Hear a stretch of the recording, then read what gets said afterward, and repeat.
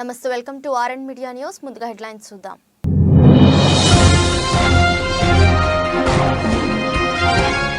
Finland border వద్ద Putin కు రహస్య నివాసం వీడియో రిలీజ్ చేసిన జర్నలిస్ట్.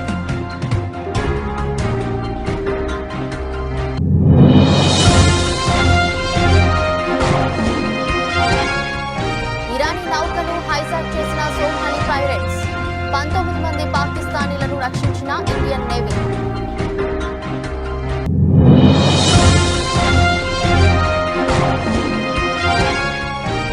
ఎన్నికలకు సిద్ధం పై వైసీపీ సన్నాహక సమావేశం, ఆ కీలక నేతలు గైర్హాజరు.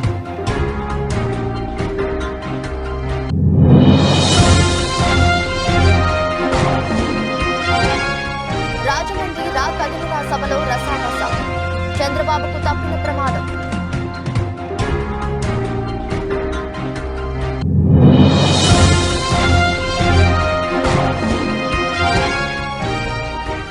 తెలంగాణ కాంగ్రెస్ కీలక నిర్ణయం, ఎంపీ బరిలో సోనియా గాంధీ.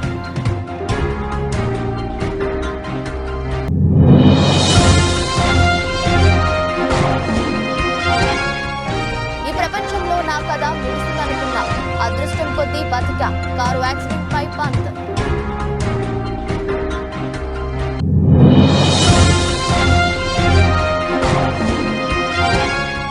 త్వరలో పెళ్లిపీట లెక్కబోతున్న అమిల్ జాక్సన్, ప్రియుడితో ఎంగేజ్మెంట్.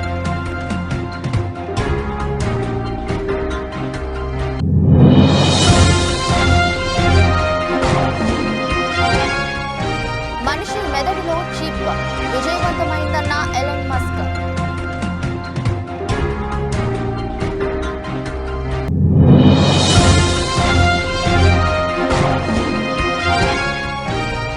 లాభాలతో ప్రారంభమై నష్టాల్లోకి జారుతున్న మార్కెట్లు.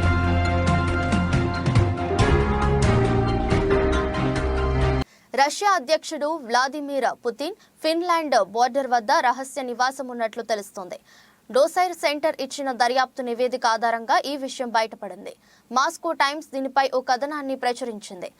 కరేలియాలోని లేక్ లడోగా నేషనల్ పార్కులో పుతిన్ రహస్య స్థావరం ఉన్నట్లు భావిస్తున్నారు. ఆ నిగూఢ స్థావరానికి చెందిన వీడియో కూడా ఒకటి రిలీజ్ అయింది. పుతిన్ సీక్రెట్ కంట్రీ హౌస్ అని ఆ లగ్జరీ ఎస్టేట్ కు చెందిన వీడియోను యూట్యూబ్ లో పోస్ట్ చేశారు. మార్జలహతి బే వద్ద ఉన్న ఆ బిల్డింగ్ ను చాలా మోడర్న్ స్టైల్లో నిర్మించారు. ఆ ఇంటి వద్ద 2 హెలిప్యాడ్లు ఉన్నాయి. బోటింగ్ కోసం ఏర్పాట్లు కూడా చేశారు. బీఫ్ ప్రొడక్షన్ కోసం ఫార్మాను కూడా కట్టారు. ఇంటీరియర్ డెకరేషన్ కోసం అత్యంత ఖరీదైన రాళ్లను వాడినట్లు తెలుస్తుంది. పుతిన్ ఇంటి ముందు ఓ జలపాతం కూడా ఉన్నట్లు రిపోర్టర్లు పేర్కొన్నారు. యాంటీ ఎయిర్ క్రాఫ్ట్ సిస్టమ్ తో నిర్మించిన ఓ ప్రదేశం కూడా ఉంది. అధ్యక్షుడు పుతిన్ సేద తీరే స్థాయికి తెగినట్లు రహస్య ఇంటిని నిర్మించినట్లు అంచనా వేస్తున్నారు. ఇక్కడ సెక్యూరిటీ కోసం ఫెడరల్ గార్డ్ సర్వీస్ ను వాడుకున్నారు. సమీపంలో ఉన్న దీవులతో లింక్ ను తెంచేశారు. అన్ని ఎంట్రన్స్ లలో బ్లాక్ చేశారు. ఈ బిల్డింగ్ వద్ద రావాలంటే కేవలం బోటు లేదా విమానంలో మాత్రమే వీలు అవుతుంది. Самое подробное видео из всех когда-либо сделанных в резиденциях Владимира Путина.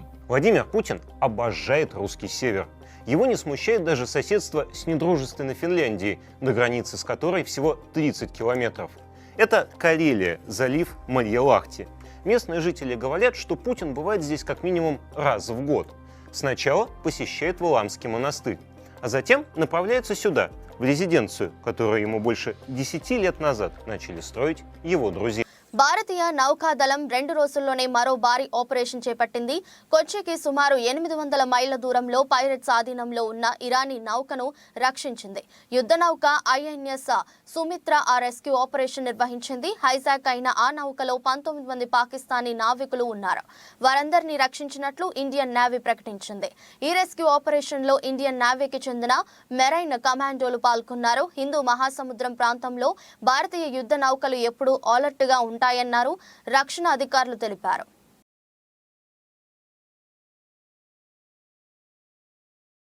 తిరుపతిలో వైసీపీ సిద్ధం సభ సన్నాహక సమావేశం జరిగింది. వైసీపీ ప్రజా ప్రతినిధులు, నియోజకవర్గ ఇన్ఛార్జీలు ఈ మీటింగ్ లో పాల్గొన్నారు. టికెట్ దక్కని కొంతమంది అసంతృప్తి ఎమ్మెల్యేలు సమావేశానికి డుమ్మా కొట్టారు. మరోవైపు రానున్న ఎన్నికల్లో రాయలసీమను క్లీన్ స్వీప్ చేస్తామని విశ్వాసం వ్యక్తం చేశారు మంత్రి పెద్దిరెడ్డి. ఆంధ్రప్రదేశ్ లో అధికార వైఎస్ఆర్సీపీ ఎన్నికలకు సిద్ధమవుతుంది. అందులో భాగంగానే సిద్ధం పేరుతో భారీ బహిరంగ సభలు నిర్వహిస్తుంది. మొన్న ఉత్తరాంధ్రలోని భీమిలిలో భారీ సభను నిర్వహించి ఎన్నికల శంఖారావాన్ని పూరించింది. ఇక ఫిబ్రవరి 3వ తేదీన అనంతపురం జిల్లాలోనూ సిద్ధం పేరుతో బహిరంగ సభను నిర్వహించేందుకు ప్లాన్ చేస్తుంది. అందులో భాగంగానే ఇవాళ తిరుపతిలో సన్నాహక సమావేశం నిర్వహించారు. ఇందులో రాయలసీమలోని 49 నియోజకవర్గాలకు చెందిన ఎమ్మెల్యేలు, వైసీపీ ఇన్ఛార్జీలు పాల్గొన్నారు. మంత్రి పెద్దిరెడ్డి రామచంద్రారెడ్డి ఆధ్వర్యంలో తిరుపతిలో జరిగిన సన్నాహక సమావేశంలో సిద్ధం సభ ఏర్పాట్లపై చర్చించారు. ఎమ్మెల్యేల అభిప్రాయాలు, రాష్ట్రంలోనే ఓ పెద్ద సభగా దీన్ని నిర్వహించేలా ప్లాన్ చేస్తున్నామని మంత్రి పెద్దిరెడ్డి తెలిపారు. ఇంతకుముందు సీమలో ఓడిపోయిన 3 స్థానాల్లోనూ గెలిచేందుకు సమాయత్తం అవుతున్నామన్నారు. తనపై కోనేరు ఆదిమూలం చేసిన వ్యాఖ్యలను ఆయన విఘ్నతకే వదిలేస్తున్నానన్నారు. తాను అవినీతి పరుడు కాదో జిల్లా ప్రజలకు తెలుసన్నారు మంత్రి పెద్దిరెడ్డి. మరోవైపు అనంతపురంలో జరిగే సిద్ధం సభ నిర్వహణకు సన్నాహకంగా జరిగిన ఈ సమావేశానికి కొందరు నేతలు డుమ్మా కొట్టారు. ఈ ఎన్నికల్లో టికెట్ దక్కని అసంతృప్తి ఎమ్మెల్యేలంతా హాజరు కాలేదు. వారిలో రాష్ట్ర మంత్రి గుమ్మనూరు జయరాం, ఎమ్మెల్యేలు ఆదిమూలం, ఎంఎస్ బాబు, నవాజ్ బాషా, తిప్పేస్వామి, మేడా మల్లికార్జునరెడ్డి, సిద్ధారెడ్డి హాజరు కాలేదు. మరోవైపు కొందరు అసంతృప్తి ఎమ్మెల్యేలకు ఆహ్వానం లేకుండా సమావేశం నిర్వహించినట్లు తెలుస్తోంది. మొత్తానికి సన్నాహక సమావేశానికి ఏకంగా 10 మందికి పైగా ప్రజా ప్రతినిధులు హాజరు కాకపోవడం చర్చనీయాంశంగా మారింది. సమావేశానికి ఒక ప్రత్యేకత కూడా ఉంటుంది. ఎందుకంటే ఈ రాయలసీమ జిల్లాల్లోనే వైఎస్ఆర్ కాంగ్రెస్ పార్టీ గతంలో కూడా చాలా మంచి పెర్ఫార్మెన్స్ చేసింది. అప్పుడు పొరపాటున 3 నియోజకవర్గాలు ఓడిపోవడం జరిగింది. ఇప్పుడు ఆ 3 నియోజకవర్గాలు కూడా గెలవాల మొత్తము 50 స్థానాలలో సత్యవేడితో కలిపి 50 స్థానాలలో అన్నింటిలో కూడా గెలవాలని చెప్పి మనం దానికి సమాయత్తం కావాలని చెప్పి అది ఎన్నికల కేడర్ సమావేశమైనా కూడా ఎన్నికలకు సమాయత్తం అయ్యే విధంగా ఆ సమావేశాన్ని మనం జరుపుకోబోతూ ఉన్నాం. మన ప్రీతం నాయకుడు ముఖ్యమంత్రి జగన్మోహన్ రెడ్డి గారు ప్రధానంగా దాంట్లో వారు ప్రసంగిస్తారు. ప్రసంగించేదే కాకుండా ఒక సూచన వారు దిశా నిర్దేశం వారు చేస్తారు ఎన్నికల గురించి. మరి దీనికి ఎక్కువ ప్రాధాన్యత ఇవ్వాలని చెప్పి శాసనసభ్యులందరినీ కూడా కోరడం జరిగింది. ఆ విధంగానే అందరూ కూడా ఈ సమావేశానికి సిద్ధమయ్యారు. ఇప్పుడే ఒక పోస్టర్ కూడా రిలీజ్ చేశాము, ఎన్నికల యుద్ధానికి సిద్ధం అని చెప్పి. ఈ సిద్ధం పోస్టర్ కూడా ఈ ఎన్నికలకు సిద్ధం అని చెప్పి మనం ఏదైతే చెప్తా ఉన్నామో ఆ విధంగానే ఎన్నికల సమాయత్త సభ అవుతుంది కేడర్ మీటింగ్ రాయలసీమ జిల్లాల్లో. తప్పకుండా ఇది రాష్ట్రంలోనే పెద్ద సభగా జరగాలని చెప్పి మనం ఆ శాసనసభ్యులందరినీ కూడా కోరాము. ఆంధ్రప్రదేశ్ మాజీ ముఖ్యమంత్రి నారా చంద్రబాబు నాయుడుకి త్రుటిలో ప్రమాదం తప్పింది. రాజమండ్రి కాతేరులో నిర్వహించిన రా కదిలిరా సభలో చంద్రబాబు స్టేజ్ పై నుంచి కింద పడిపోబోయారు. మరో 2 నెలల్లో ఏపీలో అసెంబ్లీ ఎన్నికలు జరగనున్నాయి. దీనికోసం బాబు తీవ్రంగా శ్రమిస్తున్నారు. భారీ బహిరంగ సభలు, అభ్యర్థుల ప్రకటనలు, తుది జాబితాపై కసరత్తు చేస్తూ ఫుల్ బిజీగా ఉన్నారు. అయితే సోమవారం జరిగిన కాతేరు సభలో రాజానగరం టికెట్ను జనసేనకు ప్రకటించడంపై స్థానిక టీడీపీ కార్యకర్తలు నిరసన వ్యక్తం చేశారు. బొడ్డు వెంకటరమణ వర్గీయులు స్టేజీపై ఆందోళన చేశారు. అనంతరం స్టేజీపై చిన్నపాటి తోపులాట చోటు చేసుకుంది. చంద్రబాబుపై కార్యకర్తలు పడబోయారు. అదే క్రమంలో పలువురు బొకేలు, పూలదండలు తీసుకొచ్చి చంద్రబాబుకు ఇవ్వబోయారు. ఈ తోపులాటలో చంద్రబాబు ఒకవైపు కోరిగారు. ఇదే సమయంలో ఆయన సెక్యూరిటీ సిబ్బంది అప్రమత్తమై చంద్రబాబును పడిపోకుండా పట్టుకున్నారు. దీంతో ప్రమాదం తప్పింది. ఇక కార్యకర్తల తీరుపై చంద్రబాబు అసహనం వ్యక్తం చేశారు. టీడీపీ అధినేత చంద్రబాబు నాయుడు రా కదిలిరా పేరుతో రాష్ట్ర వ్యాప్తంగా సభలు నిర్వహిస్తున్నారు. ఇటీవల రాజోలు, రాజానగరం టికెట్ ను జనసేన అధినేత పవన్ కళ్యాణ్ ప్రకటించారు. అభ్యర్థి ప్రకటన అనంతరం కార్యకర్తలు స్టేజీపై నుంచి కిందకు దూకుడుగా దిగడంతో చంద్రబాబు పడబోయారు. సొంత పార్టీ కార్యకర్తల తీరుపై చంద్రబాబు అసహనం వ్యక్తం చేసినట్లు తెలుస్తుంది.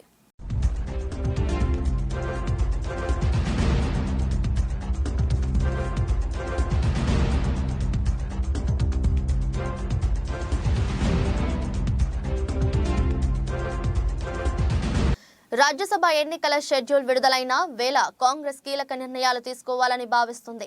తెలంగాణ నుంచి సోనియా గాంధీకి రాజ్యసభ సీటు ప్రపోజల్ పెట్టబోతుంది. లోక్సభ ఎన్నికల్లో పోటీ చేసేందుకు సోనియా విముఖత చూపిస్తే రాజ్యసభ సీటు ఇవ్వాలని భావిస్తున్నారు. ప్రస్తుతం తెలంగాణలో ఖాళీ కాబోతున్న 3 రాజ్యసభ స్థానాల్లో కాంగ్రెస్ కు 2, బీఆర్ఎస్ కు 1 స్థానం వచ్చే అవకాశం ఉంది. కాంగ్రెస్ కు వచ్చే 2 స్థానాల్లో ఏఐసీసీకి 1, రాష్ట్ర నేతలకు మరో స్థానం ఇచ్చే అవకాశం ఉంది. ఏఐసీసీ కోటాలో సోనియా గాంధీకి తెలంగాణ నుంచి రాజ్యసభ సీటు ఇవ్వాలని భావిస్తున్నారు. 2వ సీటు కోసం భారీగా ఆశావహులు ప్రయత్నిస్తున్నారు. చిన్నారెడ్డి, రేణుకా చౌదరి, వంశీచందర్ రెడ్డి పేర్లు రేసులో ఉన్నాయి. తెలంగాణ ఇచ్చిన సోనియా గాంధీకి ప్రత్యేక గుర్తింపు ఇవ్వాలనే యోచనలో కాంగ్రెస్ ఉంది. తెలంగాణలో 3 రాజ్యసభ స్థానాలు ఖాళీ కానున్నాయి. ఏప్రిల్ నెలాఖరులోపు వీటిని భర్తీ చేయాల్సి ఉంటుంది. ఫిబ్రవరి 27న రాజ్యసభ ఎన్నికలు జరగనున్నాయి. అదే రోజున ఫలితాలు వెల్లడిస్తారు. రాజ్యసభ ఎన్నికలకు సంబంధించి అభ్యర్థుల పేర్లపై కాంగ్రెస్ లో తీవ్ర ఉత్కంఠ నెలకొంది. తెలంగాణ ఇచ్చిన సోనియా గాంధీని తెలంగాణ దేవతలాగా కాంగ్రెస్ పార్టీ భావిస్తుంది. ఈ క్రమంలో ఖచ్చితంగా తెలంగాణ నుంచి సోనియా గాంధీకి ప్రాతినిధ్యం ఇవ్వాలని కాంగ్రెస్ నేతలు భావిస్తున్నారు. అందులో భాగంగానే ఖమ్మం లోక్సభ స్థానం నుంచి పోటీ చేయించాలని ఇప్పటికే పొలిటికల్ అఫైర్స్ కమిటీలో కూడా ఏకగ్రీవ తీర్మానం చేశారు. అయితే ఆరోగ్య పరిస్థితుల కారణంగా ఒకవేళ ప్రత్యక్ష ఎన్నికల్లో పోటీ చేయలేకపోతే కనుక ఖచ్చితంగా రాజ్యసభ ఎన్నికల్లో సోనియా గాంధీ పేరును తెలంగాణ నుంచి ప్రతిపాదించాలని కాంగ్రెస్ నేతలు భావిస్తున్నారు. आज हालात ये हैं कि ये खुलेआम धमकी देते हैं, कहते हैं कि अगर ये जीत नहीं होते तो कर्नाटका को मोदी जी का आशीर्वाद नहीं मिलेगा। कहते हैं कि भाजपा हार गई तो यहाँ बहुत झगड़ा हो जाएंगे। मैं आपकी तरफ से इनसे कहना चाहती हूँ कि कर्नाटका के लोगों को इतना बेबस और लाचार मत समझे। कर्नाटक के लोग किसी के आशीर्वाद पर नहीं, अपनी मेहनत और संकल्प पर भरोसा करते हैं। कर्नाटक के लोग डरपोक नहीं है, लालची नहीं है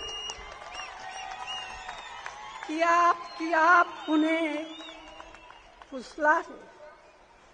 कर्नाटक के लोग 10 मई को आपको बताएंगे कि वे किस मिट्टी से बने हैं।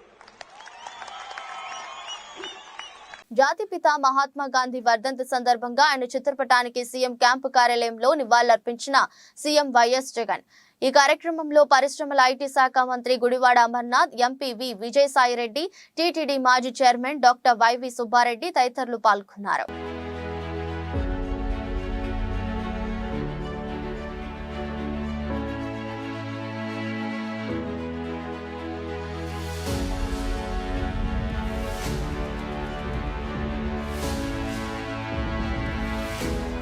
తెలంగాణ ముఖ్యమంత్రి రేవంత్ రెడ్డిని మర్యాదపూర్వకంగా కలిసిన ప్రజాశాంతి పార్టీ అధ్యక్షుడు KA Paul. I am here sitting with the Honorable Chief Minister of Telangana State, capital city Hyderabad. We are conducting Global Peace Economic Summit on October 2nd, Gandhi's birthday. In the meanwhile, we will be visiting your countries, hosting you. We are inviting you to come to this great and marvelous city. You can say it is the 9th wonder of the world, Hyderabad. And the Honorable Chief Minister is welcoming you. Please, Sri Ravant Reddy ji. I am inviting you to Global Summit organized by Dr. K.A. Pal in Hyderabad. Please do come to Hyderabad and participate in Global Summit. Thank you.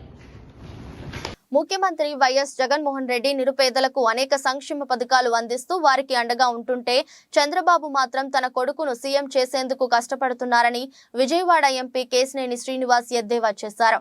Jaggayyapeta నియోజకవర్గం వత్సవాయిలో Gandhi centre నందు మండల సమాఖ్య ఆధ్వర్యంలో వైఎస్ఆర్ ఆసరా కార్యక్రమంలో MP Kesineni Srinivas, ప్రభుత్వ whip MLA Samineni Udayabhanu, MLA సతీమణి విమల భాను పాల్గొన్నారు. ఈ సందర్భంగా జరిగిన సభా కార్యక్రమంలో ఎంపీ శ్రీనివాస్ మాట్లాడుతూ మాజీ ముఖ్యమంత్రి చంద్రబాబు నాయుడు పెత్తందారుల కోసమే పనిచేస్తాడని విమర్శించారు. జన్మభూమి కమిటీల ద్వారా పచ్చ చొక్కాల వారికే పథకాలు అందించేవారని అన్నారు. అనంతరం ఉదయభాను మాట్లాడుతూ డ్వాక్రా మహిళలకు రుణమాఫీ చేస్తానని మాజీ ముఖ్యమంత్రి చంద్రబాబు నాయుడు అక్క చెల్లెమ్మలను మోసం చేశారని అన్నారు. అనేక రకాల స్కూల్స్ మన నియోజకవర్గంలో అనేక రకాల స్కూల్స్ అన్ని నాడు స్కూల్ ఎలా ఉంది, స్లాబ్ అంతా పగిలిపోయింది, గోడల మీద రావి చెట్లు ముంచాయి, బ్లాక్ బోర్డ్ ఉండేది కాదు, కాంపౌండ్ వాళ్ళు ఉండేది కాదు, గేదెలు మేకలు స్కూల్లో పడుతున్నాయి. అటువంటి స్కూల్స్ అన్నిటి కూడా ఆధునీకరణ చేశారు, చుట్టూ కాంపౌండ్ వాళ్ళు కట్టారు, ఇక్కడ డిజిటల్ క్లాస్ రూమ్స్ ఏర్పాటు చేశారు. బ్రహ్మాండంగా మన ఇంట్లో ఏ విధంగా అయితే పాలిష్ రాళ్ళు వేస్తామో అటువంటి పాలిష్ రాళ్ళని స్కూల్స్ లో వేశారు, చుట్టూ కాంపౌండ్ వాల్స్ కట్టారు, అన్ని రకాల టాయిలెట్స్ కూడా ఏర్పాటు చేశారు. అలానే చదువుకునే పిల్లలకి మంచి బ్యాగ్ ఇచ్చారు, 2000 రూపాయలు ఖరీదు చేసే బ్యాగులు ఇచ్చి అందులో text books, note books.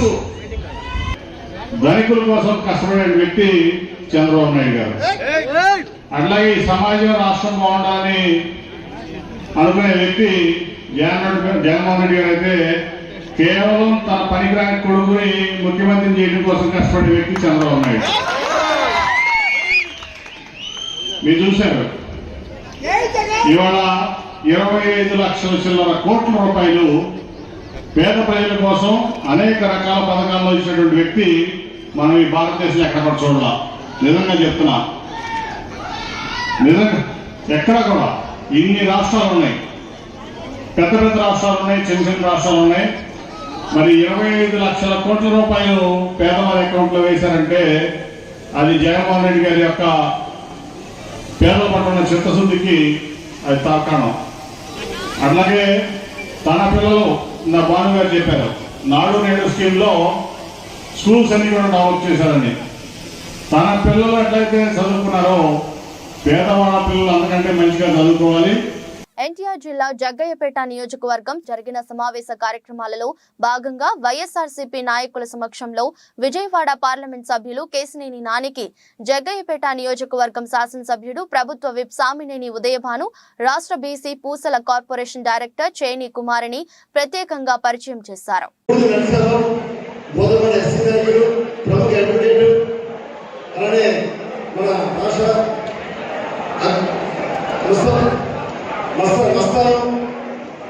Director అలానే పూసల సంఘం డైరెక్టర్గా ఉన్న కుమారి గారు, అలానే రాజ్యలక్ష్మి గారు మహిళా పార్టీ అధ్యక్షులు జగ్గయ్యపేట టౌన్, అలానే శ్రీరామ నాయక్ గారు జగ్గయ్యపేట మండల మాజీ జడ్పీటీసీ అధ్యక్షులు, ఇంకా వేదిక నాయకులు దయచేసి మైక్ పంపిస్తారు. నాని గారు గురించి మీ అందరికీ తెలుసు, మాకు విజయవాడ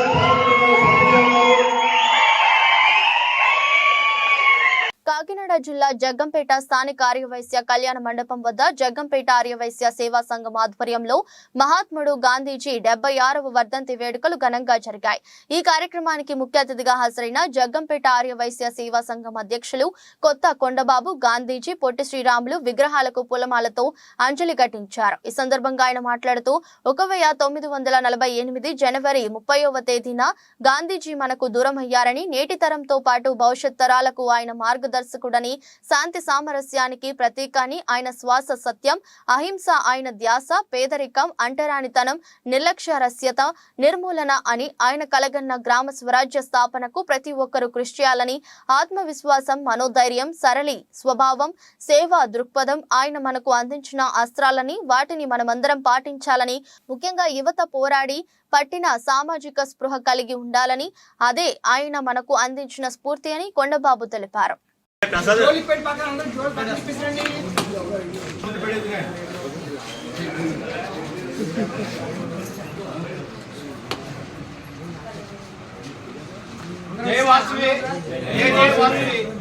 ఈ రోజు జాతి పిత మహాత్మా గాంధీ వర్ధంతి సందర్భంగా విచ్చేసిన ఆర్యవైశ్య సభ్యులందరూ కూడా ముందుగా నా హృదయపూర్వక నమస్కారాలు. అలాగే సోదరిమణులు అందరూ కూడా హృదయపూర్వక నమస్కారాలు. గాంధీ గారు శాంతియుతంగా మరి సత్యాగ్రహంగా ఆయన ఎంతో ఒప్పుడిగా నీతిగా జాగ్రత్తగా మనకి స్వాతంత్రం తీసుకొచ్చిన మహానుభావుడు.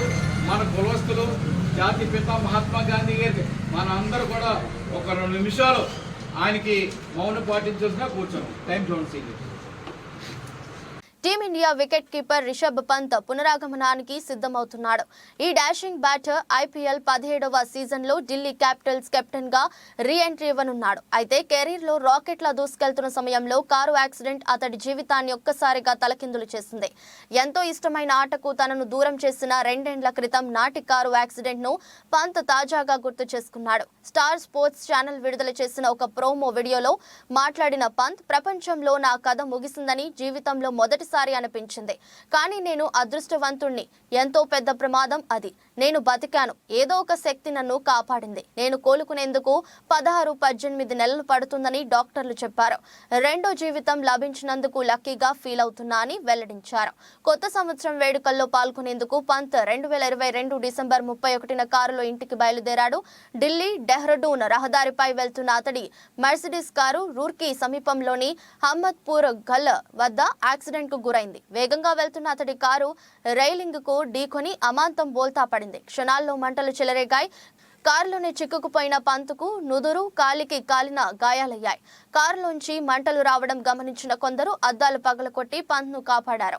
అంబులెన్స్ లో అతడిని డెహ్రాడూన్లోని ప్రైవేట్ ఆసుపత్రికి తరలించారు. అనంతరం ముంబైలోని కోకిలా బెన్ ఆసుపత్రిలో పంత్ మోకాలి సర్జరీ చేయించుకున్నారు. అక్కడి నుంచి బెంగళూరులోని నేషనల్ క్రికెట్ అకాడమీకి వెళ్లిన పంత్ ఫిట్నెస్ పై దృష్టి పెట్టాడు. కష్టమైన వ్యాయామాలు చేసి తక్కువ సమయంలోనే ఫిట్ గా అయ్యాడు. ప్రస్తుతం బ్యాటింగ్ ప్రాక్టీస్ తోనే బిజీగా ఉన్న పంత్ IPL 17వ సీజన్ కోసం ఎదురు చూస్తున్నాడు. फर्स्ट टाइम ऐसा था लाइफ में हो गया अब टाइम इस वर्ल्ड में कितना बड़ा हो सकता था ये चीज़ आपको भी नहीं पता. इतना एक्सीडेंट होने के बाद आई वॉज अलाइव.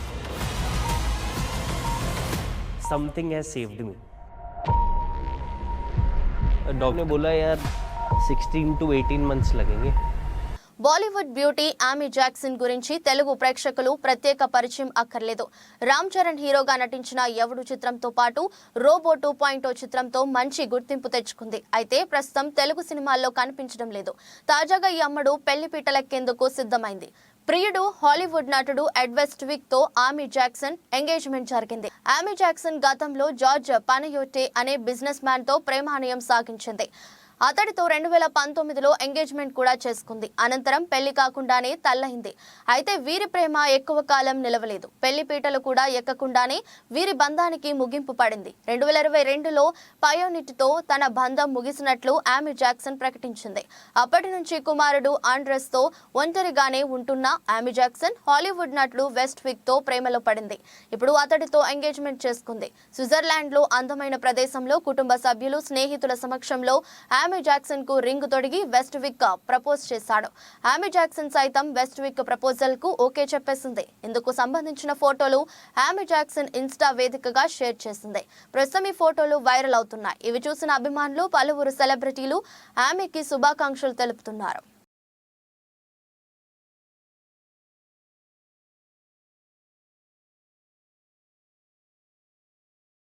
ఎలక్ట్రిక్ కార్ల తయారీ సంస్థ టెస్లా CEO ఎలన్ మస్క్ సారథ్యంలోని స్టార్టప్ కంపెనీ న్యూరాలింక్ సోమవారం మనిషి మెదడులో విజయవంతంగా చిప్ ఇన్స్టంట్ చేసింది.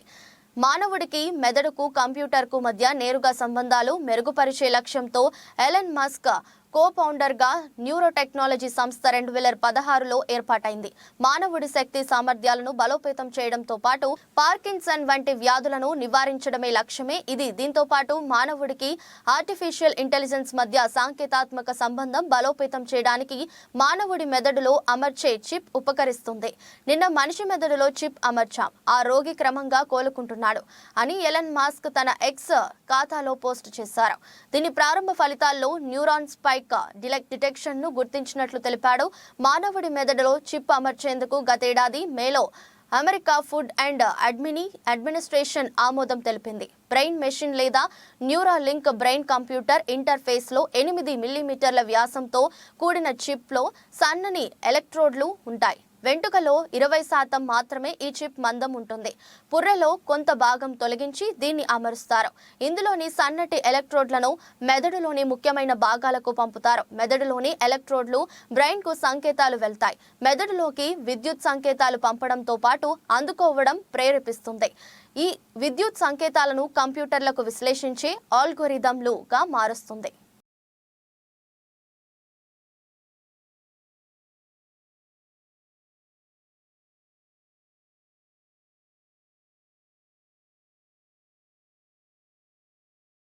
ఉదయం 9:28 సమయంలో నెక్సెస్ 110 పాయింట్లు నష్టపోయి 71,831 వద్ద ట్రేడ్ అవుతుంది.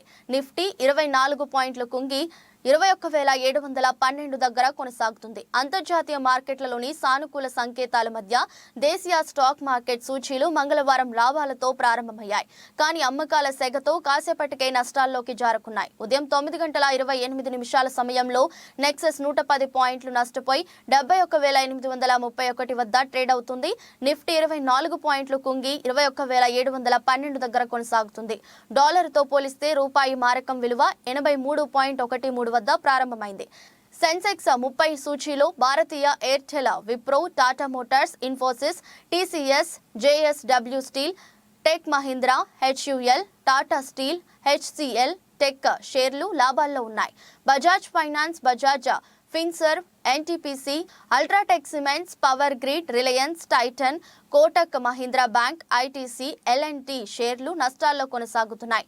అమెరికా మార్కెట్లు సోమవారం లాభాలతో ముగిశాయి. నేడు ఆసియా పసిఫిక్ ప్రధాన సూచీలు సానుకూలంగా ట్రేడ్ అవుతున్నాయి. అంతర్జాతీయ మార్కెట్లో బ్యాలర్ బ్రెంట్ చమురు ధర గత 24 గంటల్లో 0.15% పెరిగి $82.52 వద్ద ట్రేడ్ అవుతుంది. విదేశీ సంస్థాగత మదుపరులు సోమవారం 110 కోట్ల విలువ చేసే షేర్లను కొనుగోలు చేశారు. దేశీయ సంస్థాగత మదుపరులు సైతం 3,221.34 కోట్ల విలువ చేసే షేర్లను కొన్నారు. ఈరోజు doctor Reddy's, Bajaj Finserv, LNT, Adani Total Gas, Suven Life Sciences, NDTV త్రైమాసిక ఫలితాలు ప్రకటించనున్నాయి. ఈ నేపథ్యంలో ఆయా కంపెనీల స్టాక్స్ పై మదుపరులు దృష్టి సారించవచ్చు.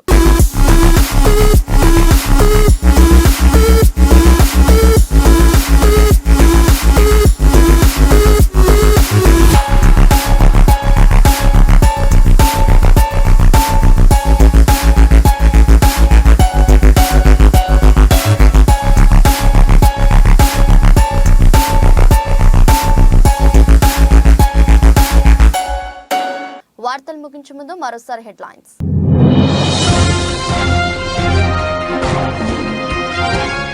ఫిన్లాండ్ బోర్డర్ వద్ద పుతిన్కు రహస్య నివాసం, వీడియో రిలీజ్ చేసిన జర్నలిస్ట్.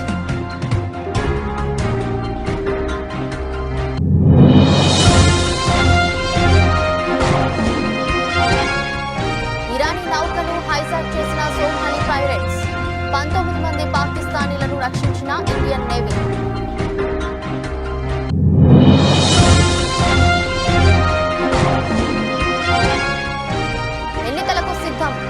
వైసీపీ సన్నాహక సమావేశం, ఆ కీలక నేతలు గైర్హాజరు.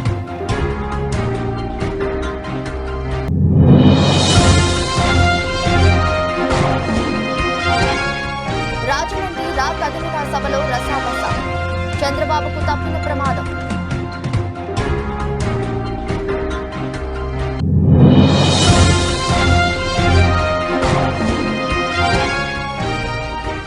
తెలంగాణ కాంగ్రెస్ కీలక నిర్ణయం, ఎంపీ బరిలో సోనియా గాంధీ.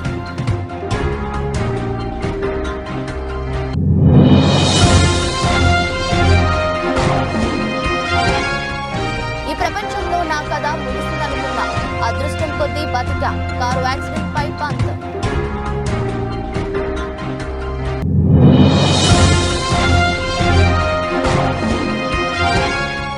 త్వరలో పెళ్లి పీట లెక్కబోతున్న అమిత్ జాక్సన్, ప్రియుడితో ఎంగేజ్మెంట్.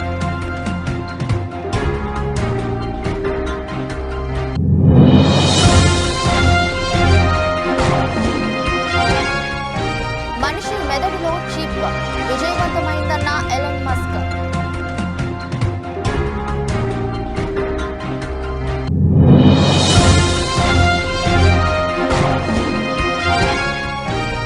లాభాలతో ప్రారంభమై నష్టాల్లోకి జారుకున్న మార్కెట్లు.